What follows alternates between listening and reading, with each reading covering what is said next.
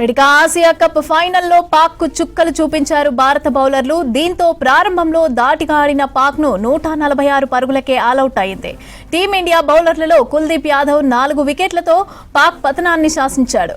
వరుణ్ చక్రవర్తి, అక్షర్ పటేల్, జస్ప్రీత్ బుమ్రా తలో 2 వికెట్లు తీశారు. దీంతో 19.1 ఓవర్లలో 146 రన్స్ కు పాక్ ఆలౌట్ అయింది.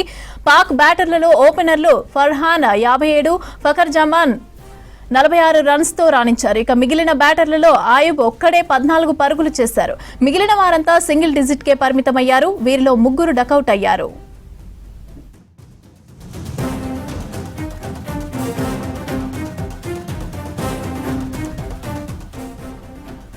మరిన్ని డీటెయిల్స్ తేజస్వి అందిస్తారు. తేజస్వి, ఆసియా కప్ ఫైనల్లో పాకిస్తాన్ ఆల్అౌట్ అయింది, అప్డేట్స్ ఏంటి?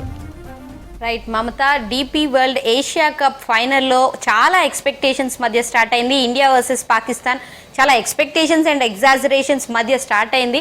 అండ్ యాజ్ యూజువల్ మనం ముందు మ్యాచెస్ చూసాము. ఎలా అయితే ఇండియా పాకిస్తాన్ని దెబ్బతీస్తూ వచ్చిందో ఇప్పుడు కూడా ఇండియా యాజ్ యూజువల్ అలాగే దెబ్బతీసింది. అండ్ పాకిస్తాన్ ఇలాంటి క్రూషియల్ మ్యాచెస్లో చాలా అంటే వాళ్ళు ఆ షేక్ అనేది చూపిస్తారు. అంత ఈజీగా అంత కూల్గా పర్ఫామ్ చేయరు. యాజ్ ఇండియా పర్ఫామ్ చేసినంత కూల్గా పాకిస్తాన్ అయితే పర్ఫామ్ చేయదు. సో ఇదంతా ముందు మాట్లాడుకున్నాం. కానీ స్టార్ట్ ఏదైతే వచ్చిందో పాకిస్తాన్ పవర్ ప్లేలో ఆడిన తీరు కానీ, ఫస్ట్ ఓపెనర్స్ ఇద్దరు ఫర్హాన్ కానీ ఇద్దరు ఓపెనింగ్ చేసిన తీరు, ఫకర్ జమాన్ అండ్ ఫర్హాన్ వీళ్ళిద్దరూ ఓపెనింగ్ చేసిన తీరుకి ఎక్కడో ఇండియన్స్కి కొంత డిసప్పాయింట్మెంట్ వచ్చేసింది. పాకిస్తాన్ ఈరోజు బ్రహ్మాండంగా ఆడబోతోంది అండ్ ఇప్పటి వరకు ఉన్న రికార్డ్స్ అన్నిటినీ బ్రేక్ చేయబోతుందేమో అనే ఒక డౌట్ క్రియేట్ చేశారు. అంత బాగా ఆడారు. సో ఫస్ట్ వికెట్ 84 దగ్గర పడిన తర్వాత అప్పటికి ఇంకా ఫకర్ జమాన్ ఇంకా పర్ఫామ్ చేస్తూ వచ్చాడు. 113 వరకు ఆడాడు. ఇంతవరకు బాగా ఆడుతున్నారు, వికెట్స్ పడట్లేదు అని టెన్షన్ పడే టైంలో కేవలం 113 నుంచి 146 వరకు అంటే కేవలం 33 రన్స్తో ఆల్ అవుట్ అయిపోయారు. సో ఎలాంటి డిజాస్ట్రస్ సిచ్యువేషన్లో పాకిస్తాన్ ఈరోజు ఉంది అనేది అయితే మనం ఖచ్చితంగా అర్థం చేసుకోవచ్చు. అండ్ ఒక పక్క మన బౌలర్స్ విషయానికి వస్తే హార్దిక్ పాండ్యా లేడు, బుమ్రా ఫామ్లో లేడు. అండ్ స్పిన్నర్స్ విషయానికి వస్తే ఎవరు బాగా పర్ఫామ్ చేస్తారు? కుల్దీప్ ఈ సీజన్ మొత్తం బాగా పర్ఫామ్ చేశాడు. సో కుల్దీప్ కూడా స్టార్టింగ్లో వికెట్స్ రాలేదు అనుకుంటున్న టైంలో వరుణ్ చక్రవర్తి మంచిగా ఎవరైతే క్రూషియల్ ఓపెనర్స్ ఉన్నారో వాళ్ళిద్దరు వికెట్స్ తీసి ఆ స్టార్ట్ అనేది అందించాడు. సో వరుణ్ చక్రవర్తికి ఖచ్చితంగా క్రెడిట్ ఇవ్వాలి. ఎప్పుడైతే ఇండియాకి వికెట్స్ కావాలి అనుకున్న టైంలో వచ్చి తను వికెట్స్ అందిస్తూనే ఉన్నాడు. అండ్ ఆ తర్వాత అక్షర్ పటేల్, కుల్దీప్ యాదవ్ మంచిగా ఫామ్ అందుకొని వాళ్ళిద్దరు కూడా బాగా వికెట్స్ తీయడం అండ్ లాస్ట్ 2 వికెట్స్ బుమ్రా తీయడం.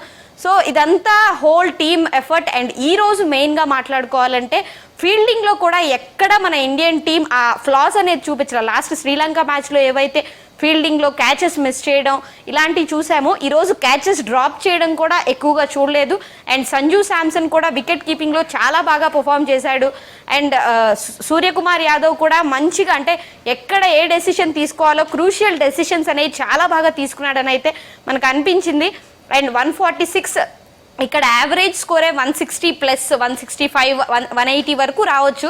కానీ 146 ఒక రకంగా చూసుకుంటే తక్కువ స్కోరే. అండ్ మన బ్యాటింగ్ విషయానికి వస్తే యాజ్ యూజువల్ మనం ఓపెనర్స్ మీదే డిపెండ్ అయిపోయి ఉన్నాం ప్రస్తుతానికి. ఎందుకంటే అలాంటి మంచి పర్ఫార్మెన్స్ అయితే వాళ్ళు ఇస్తున్నారు. కానీ మనకు కూడా చాలా మంచి బ్యాటర్స్ ఉన్నారు.